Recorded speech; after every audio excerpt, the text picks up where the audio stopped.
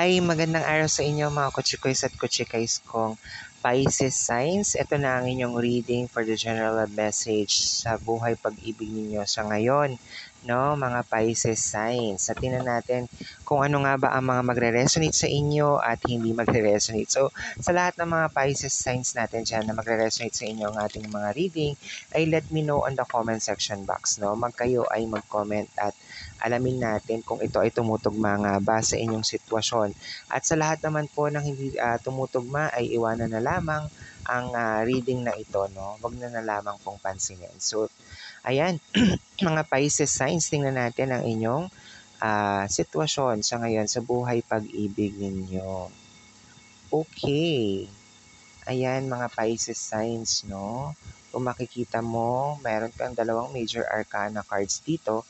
And ayan, so meron ka ditong the moon, four of chalices or four of cups at the chariot, mga Pisces signs. Ang ilan sa inyo talaga super emotional, no? Regarding sa situation nyo sa ngayon with your partner.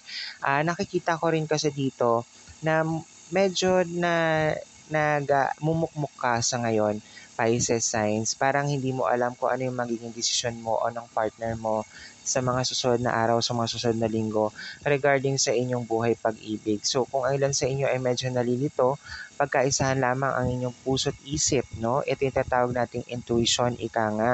At kapag nagkaisa ang puso't isip mo regarding sa love situation mo, tiyak akong makakasiguro na ikaw ay mapupunta sa tamang landas kung ano man ang magiging desisyon mo at maging konkreto ang desisyon mo, Pisces signs, no?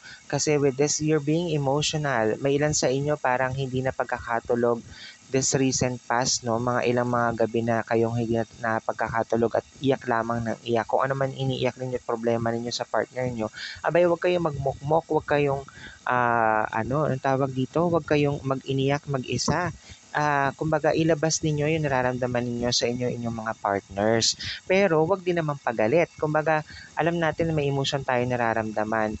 Yung tone of voice pa, no? Lower your tone of voice. Tapos pag kinausap niyo sila, malumanay lang. Yung para bang, han, babe, or mahal, gusto ko sana makipag-usap sa'yo dahil may nararamdaman akong hindi maganda or ano nga ba yung dapat nating pag-usapan regarding sitwasyon natin. Ayan, mga ganyang tono ba, no?